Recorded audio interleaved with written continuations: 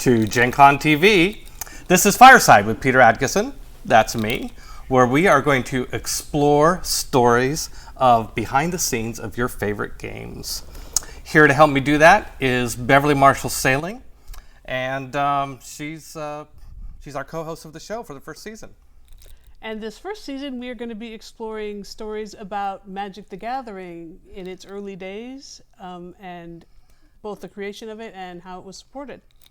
And you were there. I was. Beverly was executive editor at Wizards of the Coast pretty much throughout the 90s. And Magic lead editor for most of that time. Yeah, so not a word got published at Wizards of the Coast that was not under the scrutiny of her red pencil. Is that fair to say? Indeed. All right. Well, let's meet our guest, shall we? So, he was one of my co-founders at Wizards of the Coast. He worked on Primal Order. Wizards' very first product. First product we ever did. But for today, with the Magic theme, he was also the lead designer for Legends. One of the most popular expansions for Magic the Gathering. Welcome. Greetings. Thanks for having me. Yeah, thanks for coming here. Our first guest. This is the show that we will look back at years from now and think, oh my God, we're so much better now than we were then. Wow, that was rough. I hope so, anyway. Welcome, Guinea Pig. Welcome, Guinea Pig. I'm used to that. All right. So before we jump right into Legends, let's catch your audience up about like how you became associated with Wizards of the Coast in the first place. And I particularly want to know how you ended up meeting this guy, because I wasn't there for that part. Well, so Peter and I met in college. It started back in Walla Walla. We always talk about there was this funny rule at Wizards. Either you had to have gone to Walla Walla College or lived in Walla for some period of time in order to be employed at Wizards. Even Richard Garfield ended up qualifying for that. Yep. So anyway, after I went to high school, I went to Walla Walla College, and my next door neighbor in the dorm, CJ, our good friend, Right. I got to know him, and he said, "Oh yeah, I've been playing D&D." And one day he's like, "I'm heading off to Peter's house to go play D. I didn't know who this guy was, but Peter happened to live right behind our dorm, across a field, and we would sneak out at night because in those days you weren't allowed out of the dorm at night, but we would sneak out and run to Peter's house." And this is like the early 80s, right? Yeah, like 80s. 1983. 283, yeah. Yes. Actually the summer of '83, because I went for Smart Start because I was smart, right? Anyway, so you guys weren't going to school. and you guys were playing D&D all summer, which meant I really got nothing done because I just got immediately pulled in. And that turned out to be a very smart start in terms of your career. Absolutely. That's right.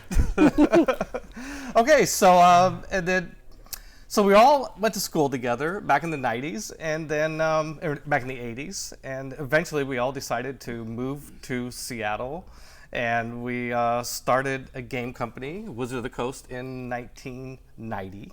Yeah, I remember when Peter came home one time and says, "Hey, I got this idea. We should start a game company." We're so stupid. We're like, "Yeah, let's do it."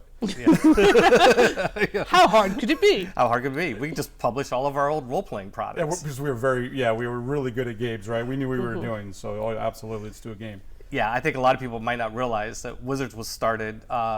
Wizards, of course, is famous for Magic the Gathering and later for Dungeons and Dragons. But when we started Wizards, it was to do RPG stuff. You know, we were all D&D players and just wanted to get all of our campaigns and supplements out there.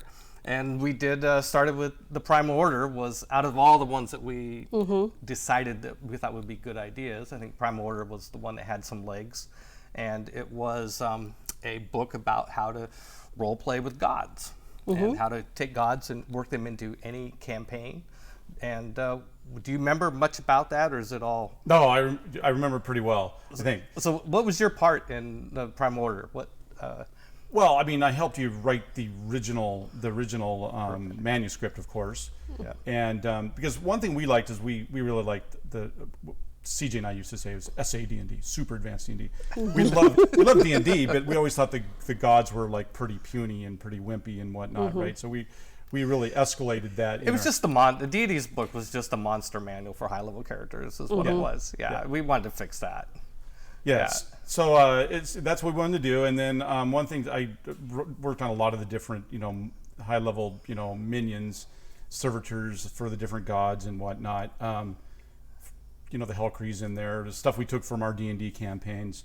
I even wrote a Norse manual that was 444 pages that was never published. I remember you were pretty mad at us because we cut it. Epically huge. It was like, it was as big as the Norse gods itself. And yeah.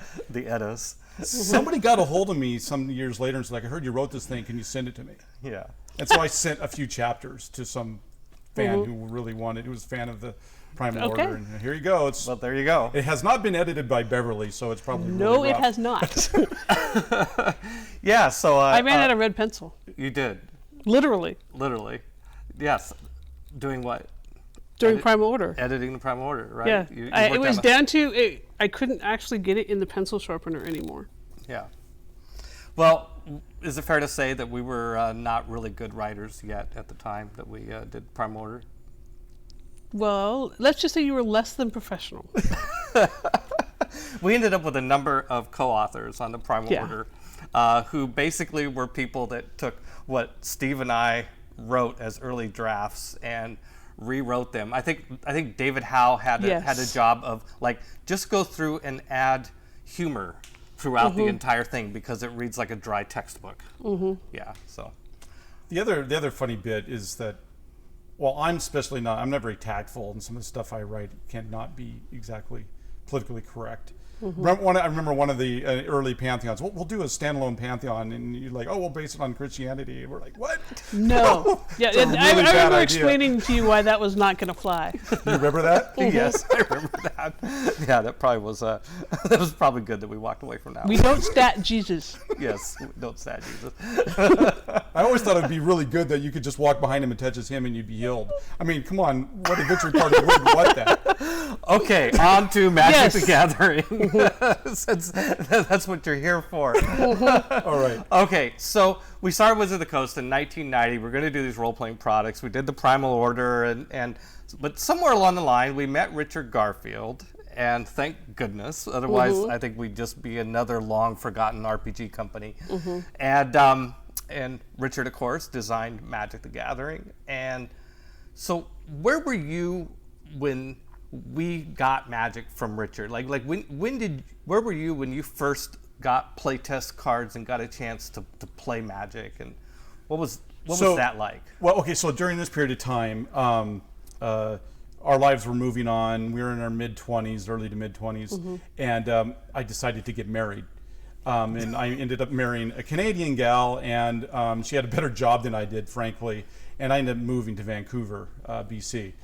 And I'm still staying in close touch with Peter and whatnot. In fact, I used to be harassed all the time because I'd come down and play D&D all the time. My wife was like, "Why are you always going down there all the time?" They're my buddies. I'd gone all the way through private schools with them. You know, we'd gone to boarding academy and then private college, and we were always together. And so I was going down all the time. And then one of the times down, you told me the story, "Hey, we met this game designer, blah, blah, blah." It was Richard Garfield, and I got introduced to the concept. You told me, I think you even told me on the phone. But then one day I came down to you, so I want to introduce you to this game, and we went down to our nearest Greasy Spoon, which is this place we love to go to. Oh, I remember remember the that one? place. Yeah. Yes. I wish I could remember the name of it. It was there in Burien or SeaTac. Yeah. SeaTac, and because it fit our pocketbook, right? Right. Right. Yeah. Could eat a lot for it was close not by. much. Right. And I remember sitting at the table and you pulling out these small little gray playtest cards, you know, and I remember George Lowe was there, and I knew it was a good game because everybody was hoarding these little shitty cards. True. Right, and George especially because he was like, "These are mine," you know, it's like my precious, and Yes. and I was like, "Wow, Right. okay." Right. Yeah, these are pretty interesting. And then I got some, and I took them back with me to Vancouver. So that must have been in late 91, maybe early 92 by the time that happened. We would still have been working on the Primal Order. So you took him back. Did you, now you had a co-designer on Legends. Yeah. So at that time I was working for a software company, and I was in a cubicle farm writing payroll applications, boring, right? And I overheard, you know, it's funny, you're D&D player, you hear D&D speak, and I hear this voice going, "Yeah, well, I'm going to need to get raised before we go on the next adventure." And I immediately stand up and I'm like, right? I just had moved. There's a bunch of Canadians. I didn't know anybody. I was in a corner, but it was like, this is an inroad to have a conversation with somebody. Right, right. And the GM of their group, which was a programmer in our company, was Robin Herbert. And so I started playing with them. So when you handed me the playtest decks, I don't remember how many I brought back, maybe as much as 10, I don't know, a bunch. Right. Yeah. I came back and introduced the game to my D&D group, which I knew was good because it derailed all of our D&D games. Right. Did you stop playing? D&D. And so, yeah, I mean, it was amazing. It was just like at the office. I mean, when we first got Right. the Magic cards at the office, productivity just stopped for like 2 weeks. Nobody was with the playtest cards. Nobody was working. Nobody was doing anything. But you didn't want to say anything. It's like you kind of were just like, my attitude was kind of, let's kind of see how long this lasts. Like, how long is everybody just going to blatantly not work because they're playing this new game? And yeah. Do you remember the mountain getaway? We went out to the cabin up in the mountains. It was a company retreat. Yes. Yes, there's for a lot of reasons to remember that. But anyways, there are many reasons to remember that retreat. Some of them best left not talked about. I'm going to bring up the point of like, okay, so I came down and I brought my D&D group. You said more the merrier. We rented a big van and we drove down, and we sat in this room and just played Magic the entire weekend. It was snowing like crazy outside, and we just played Magic the whole time. And the reason why I bring this up is because it was on the drive back from there. I think it was Alpental, some in that area. It was a Boeing cabin that you somehow had gotten to rent. Yeah. And all the way home, we were just BSing about new cards. Because the minute you start playing Magic, your mind immediately starts whirling and going, oh, would it be cool if you could do this, or you could do this, or you could do this. And all those ideas basically became the essence for what turned into Legends. Right. So is that something that you have always done with games? You know, I know for a lot of people, when you play the game, it's like what you want to do is play the game, and you want to get really good at playing the game. But I think, you know, for some people, there is no just get good at the game. There's I want to make the game. I fix it. I have to. Well, Gotta fix it. You know, well, not fix, but you know, adapt and customize.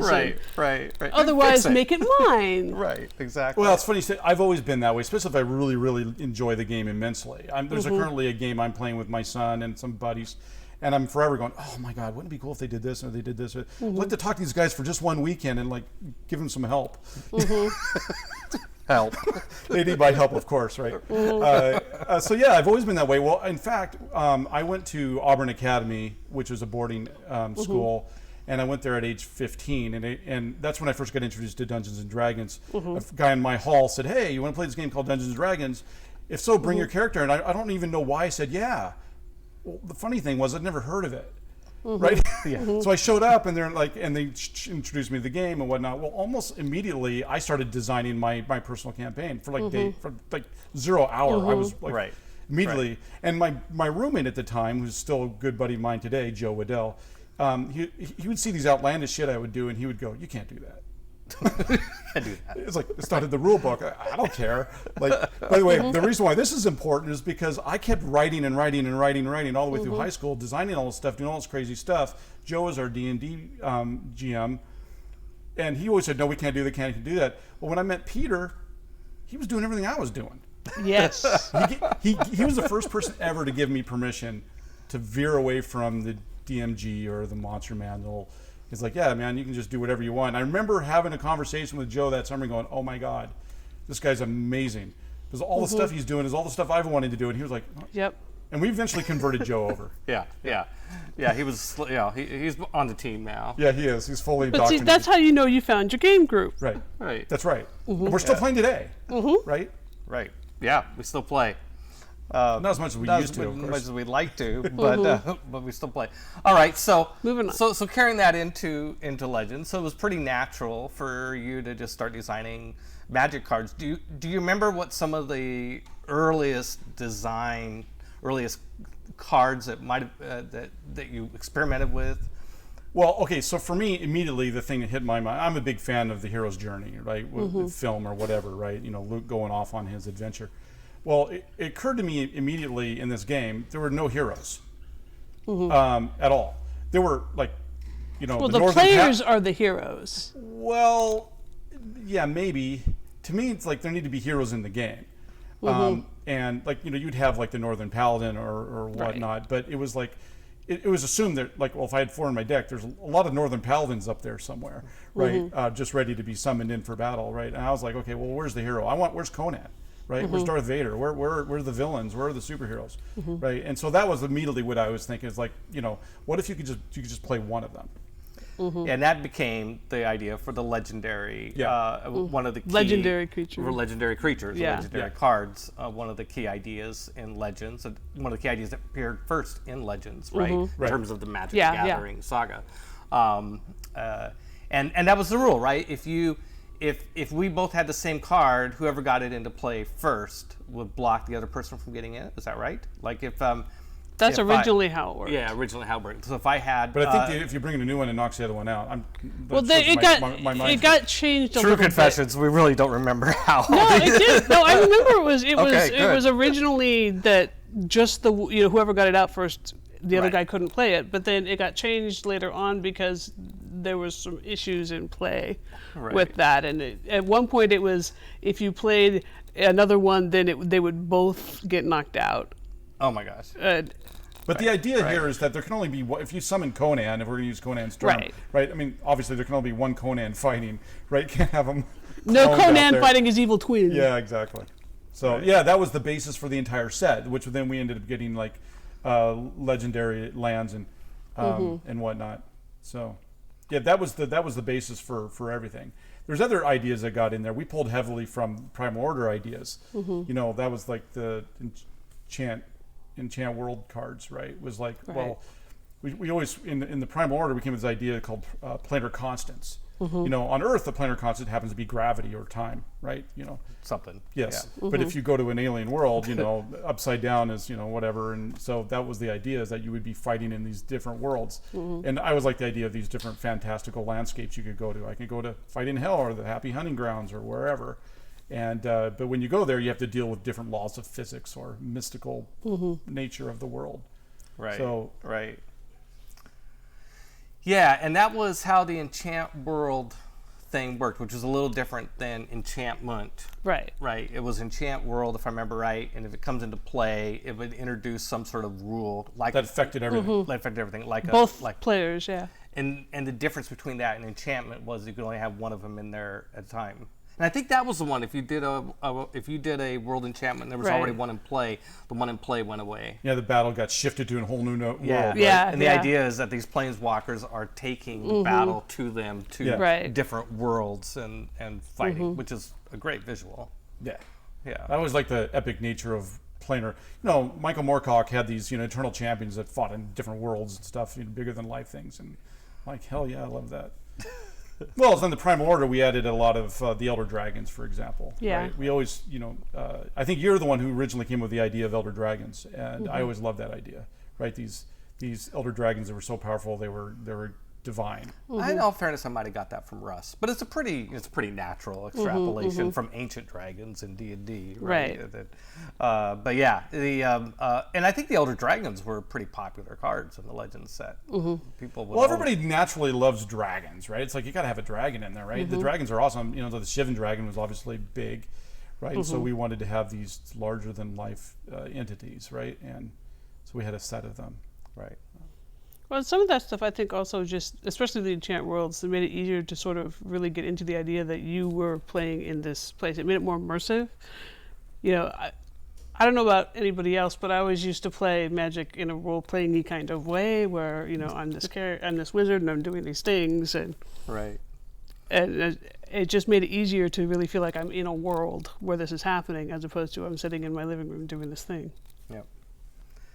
So, what other concepts? I know there's a whole list of cards that are even today considered to have been pretty important cards that came out with Legends. I know that if Scaff was sitting here, he would say the bane of his existence was bands with. Yeah. Bands with other. But nothing like taking a complicated, difficult rule and making it more complicated. I mean, banding was already Yeah, it was crazy. I mean, banding ultimately. I mean, I think Wizards walked away from banding even while we were there, right? Yeah. So your idea was let's take the most complicated mechanic in Magic and make it harder. Make it more complicated. Yeah. Right. Yeah. Yeah. The idea was that you could band with these heroes, right? That was the original concept, right? That you'd have this hero that you would be drawn. They have, leadership ability, and you could band with them. Right? And it sounds great over drinks, but when you talk about first in last out mechanics and all this crazy stuff that happens, I know that Steph just cursed at me about that. Not all these, not all ideas can be winners. Let's just, By the way, this brings up another topic. We were talking about this not too long ago. It's probably important to understand that Legends was designed before we ever released the first release of Magic. Right? It wasn't like, Magic had been out for a year and we were like, we now understand how all this flows and functions and stuff, right? How real people actually play. Right. Like when we thought Rare, remember when we thought Rare was rare? Right. Like, okay, somebody might have 3 or 4 of these, right? Wouldn't it be cool if somebody had like 3 rare cards in their deck? That would be amazing. Right. We also thought 2 weeks after it was released, we're like Andy all rare cards in one deck, right? First turn kill decks with Moxes and Black Lotuses and Time Twisters and Time Walks and Ancestral Recall, and I remember that's all pretty much my deck right there. Right. And throwing Juggernauts to do damage, and that's my deck. Back when I was the gunslinger, people would challenge a lot of my decks. So when I was doing cons and whatnot, and people would go, I want to play your first kill turn deck, and I'm like, but why? You're just going to watch me play solitaire. But it's so cool. So I pull it out, and now that thing's probably worth like $20,000, some crazy amount. Probably worth more than that. By the way, I don't have it anymore. I actually disbanded the whole thing, but I'm sure I have the cards. Oh, that's too bad. Oh, I got to tell you a quick story about my first turn kill deck. Your deck. Yeah. So I had a first turn kill deck, and it was all those cards you just listed. And at some point, the deck just disappeared. Like, I figured somebody, stole it or something and that was like not long after I left Hasbro, like 2002 or something like that, about 15 years ago. I was like, often I'd be like, oh man, that's too bad. That deck was really cool. It'd be worth a lot of money right now, And then just a couple years ago, I was visiting my dad, and he brings out the deck. And he says, son, I think you're now responsible enough to have this back. I can hear that. I can hear your dad saying that. Yeah. He figured, that Peter shouldn't have that deck. He's not responsible enough for it. Right. So, all right, back to cool ideas for cards that were in Legends. We got to beat this topic a little bit more because I know there's lots of others. Well, I mean, so I always liked the original. I always liked the walls in the original game. I thought walls were cool, and I felt they were sort of underutilized. And if you look at the expansion set, 310 cards, right? There's a lot of walls in there. Yeah. Right. Yeah. If I was redoing Legends today, I wouldn't put so many walls. I would. But we thought like walls are cool. They're kind of not as good as they could be better, right? And so that was one of the design ideas we had was to improve walls. What a dumb idea, improve walls. But I mean, that's where we're at. But again, we were just saying earlier, like we didn't have the benefit of understanding how people were playing the game and all these sort of things, right? Well, and I think that might have been the challenge with kobolds too. I mean, kobolds was a cool idea. Have a monster that didn't cost anything to summon, right? Right. Yeah. Well, truly cannon fodder, right? Right. Truly Cannon dropping fodder. them, right? Right. But we didn't know the game well enough to know that the biggest price of a card is the card itself, irrespective. The space in your deck, it's taking up that space in your deck. And so I always thought kobolds were a great idea, and I was one of, I think, many people who had a lot of fun trying to make an effective kobolds deck. I mean, it was, and there was lots of bosses that would help kobolds out, and you could actually make a pretty decent deck out Well, of I mean, okay, so we all know that there's multiple ways to play Magic, right? If you're if you're going to tournaments and whatever, I mean, you just want to crush your opponent as fast as possible. But we would get together and play theme decks, right, and just have fun. It's not about just crushing your opponent, but and that's when that's the element of Magic that I really like. I mean, well, first of all, I was never allowed to actually go into tournaments. So as an employee, but so mine were always just flavorful. Like I remember I played the Eureka deck. It was so hard to get the Eureka deck to work, But if, Well, if and that Eureka went off, it Eureka was was another famous card from Legends, right? Right. Yeah. Right. Well, everything just comes out, and it's like Maybe not everybody has it memorized.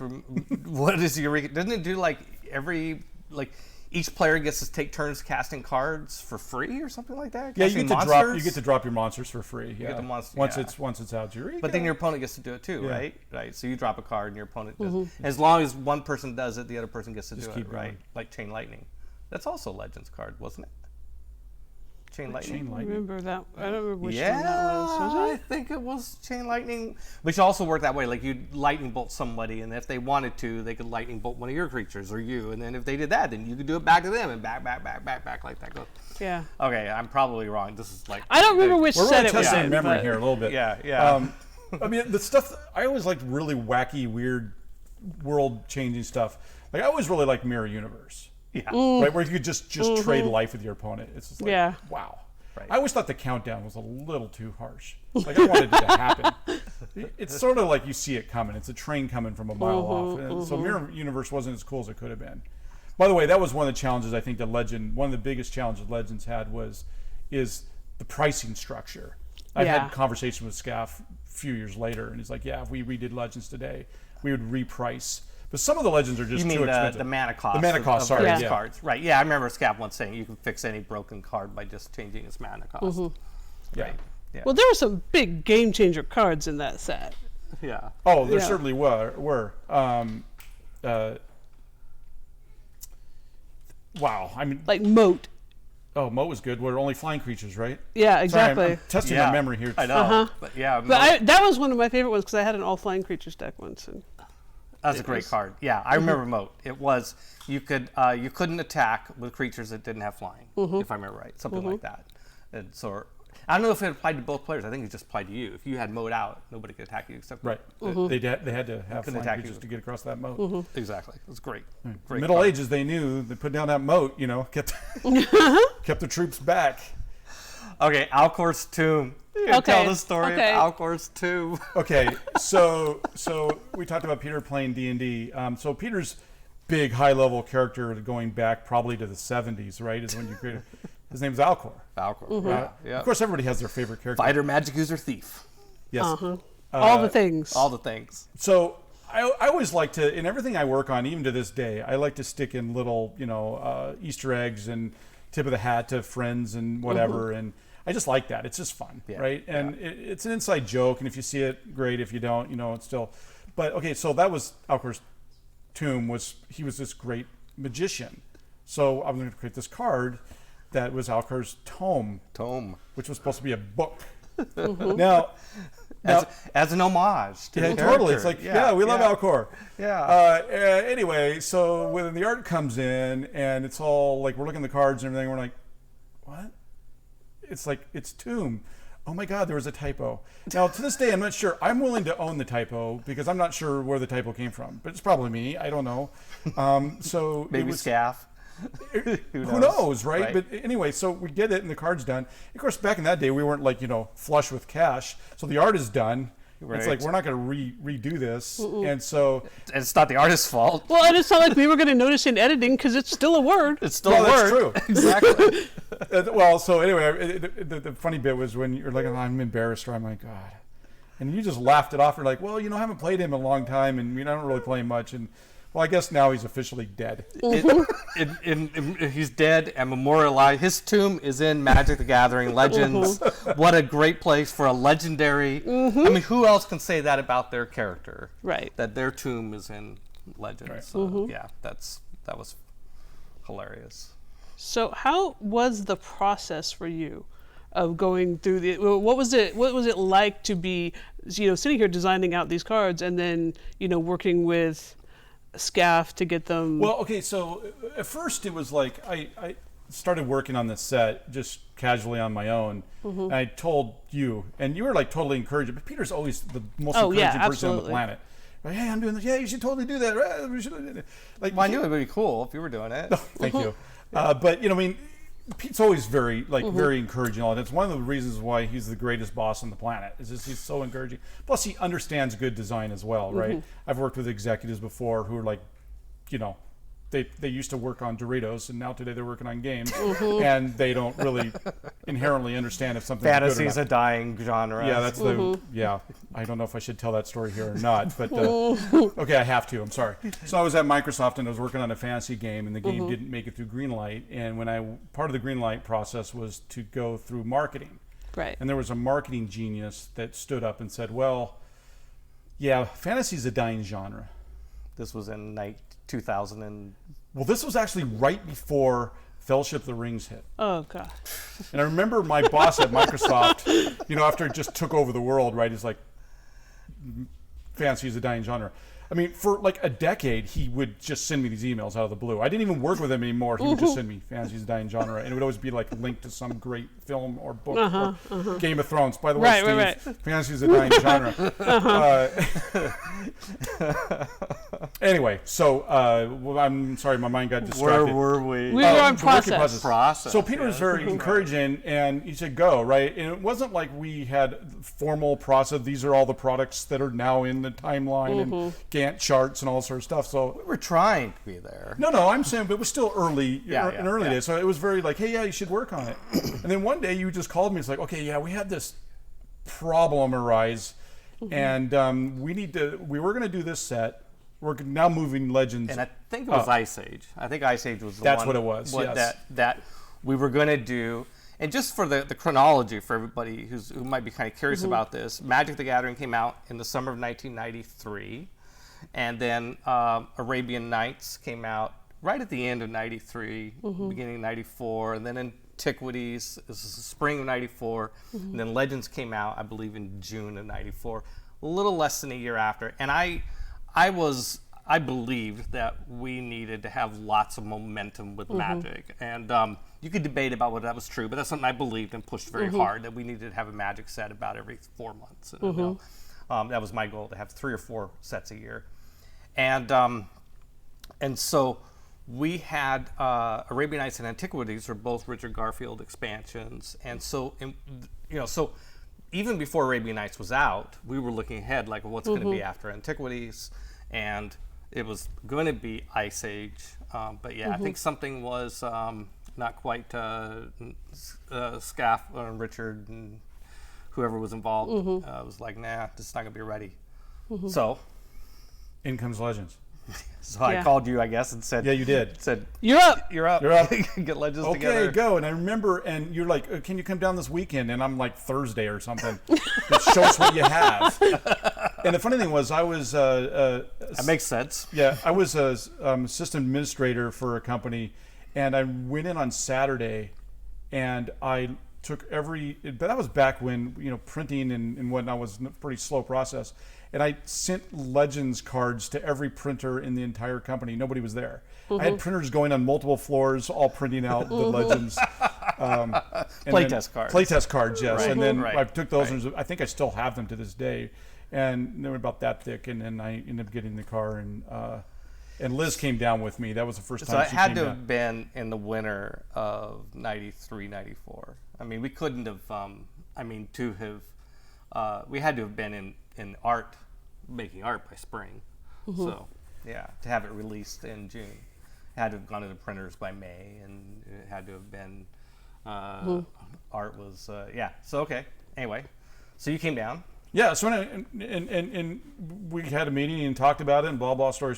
And it's like, okay, go ahead, let's fine tune this. And then in the meantime, you got a hold of the East Coast playtesters, which is, Richard Garfield's band of buddies from, Pennsylvania. Yep. And we ended up hooking up with them. And so then Scaff ended up coming out. It was the first time I ever met him. And he ended up coming out, and you and Scaff drove to Vancouver. Yeah. And so I met him for the first time in Vancouver. And we sat down and went through the entire set. And then we set up a system where we were playtesting. And I'm sure it was all painful for him because he had to work with people because they had done everything themselves. And I get that, right? It's all turtley, their own friends, whatever, are all being done. They have their own systems and procedures. And now they're dealing with two wackos, one Canadian, one American on the West Coast. And anyway. You want to just do all these crazy new mechanics. Oh, yeah. We'd get on the phone and talk it through because that was like the internet was still like pretty damn small in those days, right? It was hard to communicate like digitally in that regard, but we talked a lot and we went back and forth and tested and this, that, and the other thing. And, you know, there was just a bunch of stuff that we didn't know internally about the game, right? Well, I think there was a lot of debate in those early days about what percentage of the cards in a new expansion needed to be new cards versus versus existing cards. And so, and Legends kind of falls in this certain, nowadays, or at least much later, we ended up with a system of having standalone expansions, expansions for the standalone expansion, for blocks and stuff like that. Back then, Legends was kind of a, we hadn't really ironed all that out yet. Legends was this really big set, as big as a standalone expansion, but it wasn't technically, because we didn't have land with it, although I think it had other than the special legendary lands. lands and stuff. Yeah, right, but you didn't have basic land in it. So you, No, just the multis. yeah, and multi-color lines, right? So there was, I think that we were still trying to figure out what that balance should be, and I believe strongly that every set should be entirely new card, mostly new cards, you know, and I think that there was a thought within R&D of that no, you want to have lots of cards that are kind of your bread and butter, your staple cards that do certain things. And I think we kind of settled on it. Well, okay, if it has a new name but it's slightly the same, then that's good. It's at least a different flavor. Yeah. And like most big questions, it's somewhere, the answer is somewhere in the middle, right? So, yeah. So then, So yeah, we ended up working. The thing that you know, they helped obviously immensely in Sure. and playtesting and game balancing power. I think Scaff and those guys did the majority of like the mana costs, right? Right. I mean, they're the ones that had the algorithms and whatnot. Our job was to work on the pure creative stuff and and I mean, and Richard and the East Coast playtesters, you know, Dave Petty, Jim Lynn, Joel Mick, Bill Rose, and Scaff, and Jim Page. There's a lot of Chris Page. Yes, my apologies. You know, they were incredibly sharp guys who became very good at playing Magic and had a more critical, more analytical style, and you know, they did a fantastic job. I mean, it was a gold mine for us. Not just that Richard Garfield came to Wizards of the Coast with this great game, but that he brought with him this community of people that were immediately big fans of the game and really, really sharp. And a lot of those guys ended up getting careers at Wizards of the Coast and going on to design other games. Bill Rose is still at Wizards of the Coast. Wow. As the lead R&D guy on Magic, I think. I don't know what the right title is, but something like that, right? So, so they were able to take all your crazy ideas, all your creativity, which is amazing. That's why I always love working with you, and refine it into a great set. So that's the development process. Did you have, I think you had some involvement in the art direction too, right? I mean, usually game designers send something in and never see the art. Like, you know, you send something in and you're like a scriptwriter in Hollywood, you walk away and that's it. But you were involved with Jesper in the art, right? Yeah. So Jesper, I don't know if people understand. Originally, Jesper had this idea that, and we're talking about Jesper Meerforce, who was the original art director for Magic. Original art director. He had this. The one thing he just seemed to know every artist in the world. Somehow he had this knack for knowing artists. He loved art, lived and breathed art, and he had great relationships with these people.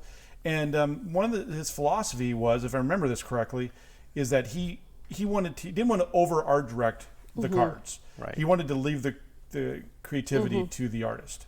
Right. And I mean, that really worked well, right? We got this sort of, the thing about Magic in its early days was all this sort of smorgasbord of different ideas and styles and whatnot. And hands down, my favorite artist in the Legend set was Richard Kane Ferguson. He did a lot of the Legend characters that I just love. You know, Dakon and Solkanar the Swamp King. And it's funny because Solkanar the Swamp King, somebody started calling me Soul Conard. Soul Conard. Oh God. right? And so then that kind of became this weird nickname. And so when Hotmail came out, I grabbed Steve Conard at Hotmail. And then when Gmailed it, and so that I still have it today. It's still using. Oh no, okay. Now your email address totally makes sense. Yeah, but I say, and now everybody's going to email Steve. Yeah, you can email me. I don't care. I'm an open book. That's a SOLCONARD at Hotmail or Gmail. Gmail better than Hotmail is where junk goes. Anyway, and so that's funny to this day. Some people think it's Steve or Liz Conard. Good for them, but no, that's not what it means. Oh, right. So anyway, yeah, I loved his art. I mean, it was amazing. And so, I'd have to say probably 90% or even higher than that was just great. Right. We had no complaints. And we'd get some like, oh, no, that's not what we thought at all. The Whirling Dervish came, it's not what we wanted. Maybe today we'd have a different mindset on that, but we had a specific, when you write a card, you have an idea in your head what you think the art is, right? And when suddenly you look at it, it's like just completely off somewhere else. You're like, and so there was 3 or 4 of them where we would go back in and Jesper was good enough to go get them fixed. But I think mostly we didn't, he ran with it. I mean, he asked us. Do you remember, in addition to Richard Kane Ferguson, any of the other cards stand out to you? Is like, I remember the art on this and was like really captivated by it? Or oh well, okay. So there's funny stories behind a lot of cards. Yeah. Tackle Maggot, for example, was one of our favorite. And the funny thing is, now what did the Tackle Maggot do? I don't forget. I don't even remember. Oh gosh, I don't either. I should remember. Oh, see, I probably should have done a cursory look at the card set. But I remember Robin was the one who came up with his name. And the funny thing about that name was he misunderstood a Blue Oyster Cult lyric. And thought it was said Tackle Maggot. Oh God! Right? Oh my gosh! It's hilarious. Yeah, that's not what it is, of course, at all. And he knew it by the time. By the way, when he said Tackle Maggot, he goes, "Yeah, I know the lyrics now, but." Back when I first heard Blue Oyster Cult, that's what I thought. I'm really curious what Blue Oyster Cult song that was. Veterans of Psychic War. Oh. So it's in there. You see me now, Tackle Maggot? Yeah. No. I don't know how we got to that. That's not it. That's not the lyric. It's later on in the song. But so anyway, we always thought that was funny. And we had told you that and when the art came in, I think it was Daniel Jellin did the art. When that came in, you bought the original and gave it to me. And I have it at home on my wall. That's right. So I have the original. I have some original Magic pieces at home. I know you have all the press sheets on the wall. I have, yes. That was a lot of press sheets. Well, 3, right? 3, yeah. It's funny, over the years, I've had contractors in my home or whatever to do work or whatever, and inevitably there's a Magic fan comes in there and I just see him on the stairs going, is this Magic? Oh, yeah. Wow. Nice. Yeah, it's pretty. What about in editing? Do you remember any editing stories from Well, I mean, okay, so I'll jar your memory because you probably thought this was painful.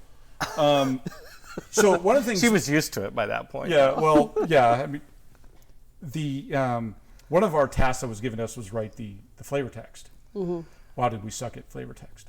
It was bad. I could count on 2 hands, I think, the amount of flavor text that made it through. Perfect. And so there was this whole flavor text thing that happened. I remember a whole bunch of people ended up writing flavor text. Yep. Yeah. Like the Cyclopean Mummy is the one that comes to mind. It's like, okay, it was written, the way I wrote it made it all the way through. I go, 1 card. 1 card made it through untouched. Well, we have to give you something. There you go. Yeah, see, the editing of Legends was the worst experience ever for me because we had just had this great editing car crash in which all of the editors just got flattened out. All the editors in the same car. Yeah, which was 2 of us, but yeah, right. And yeah, we got hit from behind, and we both ended up with back and neck problems so bad neither one of us could sit up. And some of the we delayed and delayed getting stuff to editing as long as we could, but I still couldn't sit up unless I was taking a lot of painkillers, and then I was high and I couldn't really work on things. That would have been a bad idea. So the way we did it was I lay flat on my couch and people, sat around my kitchen table with stacks of cards in front of them. And I'd say, okay, who has a new mechanic? And they'd, go through and see, oh, we haven't seen this one before. And they'd bring it over to me, and I'd say, okay, word it this way. Now, everybody who has a card like this, word it that way. But you're looking at it like this, right? Yeah, they're holding it in front of my head. And so, and then everybody would go look through their cards and see if they had one like that, and they'd do it that way. And then there'd be, okay, what's the next one? What's the next one? And then there'd be, anything that had a unique mechanic. Oh, bring that over. Okay, we'll do it this way. And I never worked that way before. I've always been able to, tactilely write things on there or type the changes. And it was a really difficult way to work. And especially because I'm then trusting people to actually put it the way I told them to put it. Right. So a lot of that, I had significantly less control than I was used to having, and I also significantly less ability to communicate with you guys about what we were doing. Right. So, I could make changes, and there wasn't a whole lot of time for queries, but I remember asking a couple of times things like, okay, what is this trying to do? Is it trying to do this, or is it trying to do that? Right. And why is this color? Yes. I remember Berserk was which got renamed to Rampage. Yeah. Rampage, because we already had a Berserk. That was one that created all sorts of discussion about how to implement it. But let's go to the release. Legends gets released. What do you remember about Legends? Finally, it's done. The art's done. It's gone to Carta Monday. It's printed. First time you saw actual cards. How did that feel? Tell us that story. It's funny. I'm not sure if I remember the first time I actually saw the product. Like I don't remember that. But I do specifically remember the release day, right? And I was living in Vancouver at the time, and there was this game store that Robin and I would go to. It was out by UBC, University of British Columbia, and we would go there. And so that was the release day. So we ended up going there, and there's this huge line of people. Legends going to be released today, and the line at the store. At the store, out the door before it was even open, right? Awesome. And and then it had a huge bunch of tables in there, and people were coming in, and we went in. Funny thing is, I was a horrible customer because I didn't actually buy any. But I think they made their cut. Don't worry about it. They probably sold out. I sat in the corner like a weird lurker, and little's changed. Yeah, and watch people buy them and open the cards, and that was pretty surreal, honestly. Especially the first person who pulled out an Elder Dragon, and he just lost his mind and was just losing it. And then a little while later, someone goes, "Oh my God, I got an Elder Dragon too!" And it was a different one, and they're just going crazy. And the initial reaction to the Legends was exactly what I'd hoped for. It's like all these great heroes, right? So that was an interesting experience. So I mean, because that was the first product that I'd ever worked on that was released. Right? I was young back then. Yeah. Well, Primal Order. Right. At least. Yeah. Okay. Right. I know what you're saying. But you weren't the lead in Primal Order, right? You were more of a sidekick. Yeah, I was a sidekick. Yeah, because I remember we went to a con one time, and we were at a con and doing the Primal Order series and whatnot. And anyway, actually, in UBC was one of the places. But anyway. Right, but yeah, Magic was so much bigger. It was. I remember when Legends came out. Very shortly after that, well, like many of the early Magic expansions, it was immediately sold out, and it was the secondary market price. I think we priced the boosters at probably $295. I think there were 15 card boosters, and so we were getting emails from people who were like, who were having to pay $7-8 to get these booster packs that we priced at $295, and they're mad at the retailer. And I go, well, maybe you should be mad at retailer, but maybe the retailer had to pay $5 for the booster pack. You never know, right? Because they did. Yeah, it's the product got traded around. So, well, we had it at Gen Con, and we promoted the fact that we were going to be selling Legends at Gen Con for MSRP at $295 a piece. And when the secondary market price by this time was just way through the roof. So the story like I remember this vividly. So was this 95? No, this has been 1994. Magic came out in 93. Oh, right, 94. That's right, 94. So, Yeah. okay, So so Gen Con yes. 1994. So they always had the great hall, and they'd count down. Doors going to open 10 minutes, 5 minutes, whatever, and everybody knew that the Legends cards were going to be released. We still do that, by the way. Gen Con, best 4 days in gaming.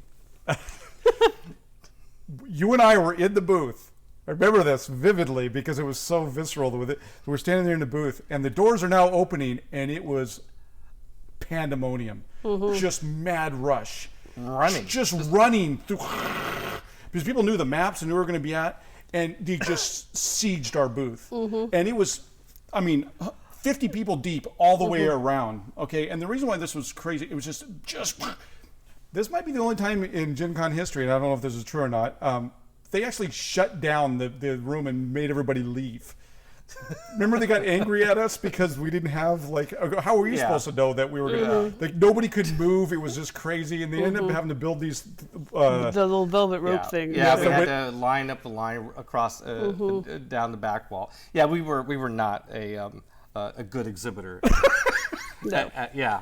Nor popular with our neighbors. Yeah, if Megan Culver would have been in charge, she would not have been happy with us. Well, they weren't happy with us either. Yeah. The funny thing is we were right next to the TSR booth. Yeah, Which was fun. right. I remember that Gen Con because we were doing the costume characters for Yes, it. yes. And I was wandering around as a Vesuvian doppelganger. Yes. And You look great.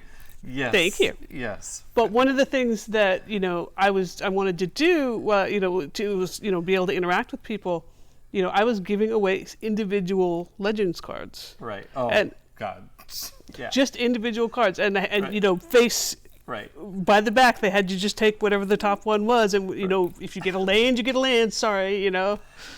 Yeah. And people were going bananas for it, and it was so much fun that I gave away my whole personal booster pack of Legends because I was having just so much fun doing it. Right. Especially when people would get, one of the Legends or something, and they'd be like, "Oh, I can't believe you just gave me this."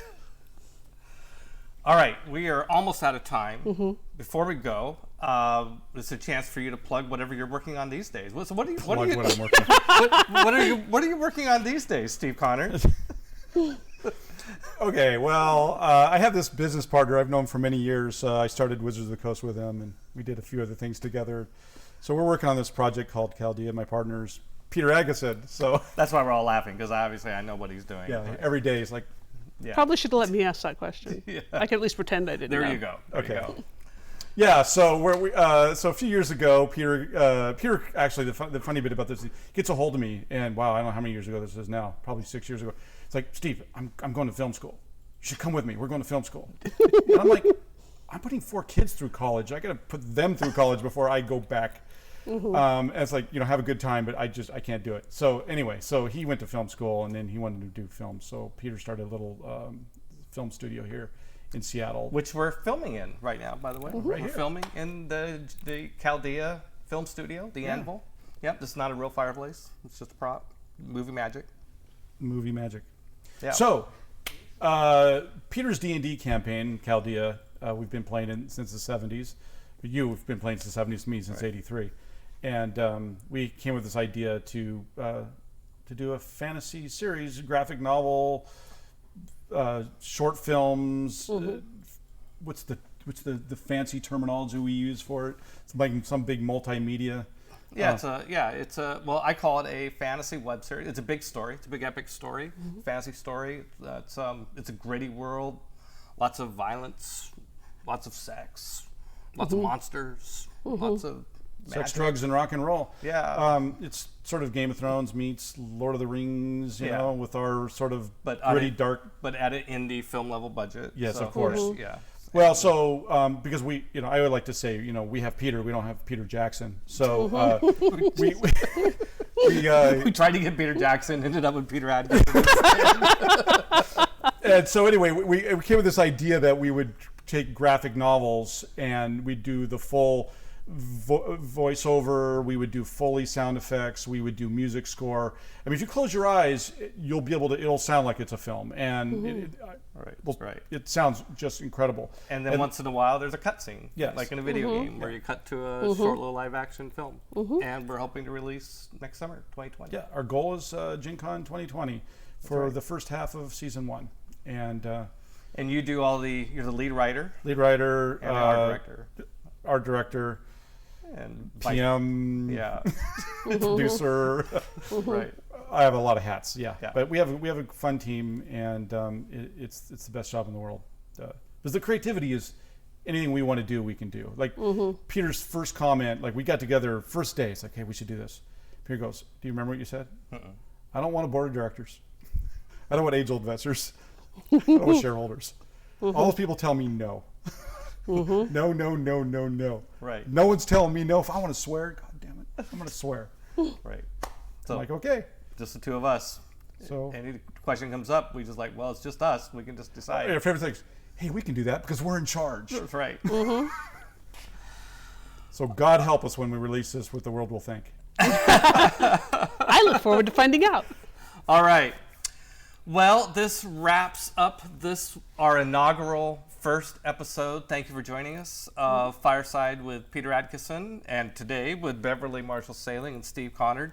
I hope you come back next week. I hope you like this. Next week, we're going to have Vince Calori is going to be here with us. The big man. Vince he was the only person with actual business experience at Wizards. He was my mentor. So he was outside the company. He was a mentor for me.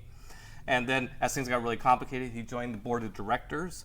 So if you think it would be interesting to hear stories of somebody who was looking at Wizards from the outside as a professional, seeing all the chaos and madness that was happening inside Wizards, come back next week and hear Vince's stories.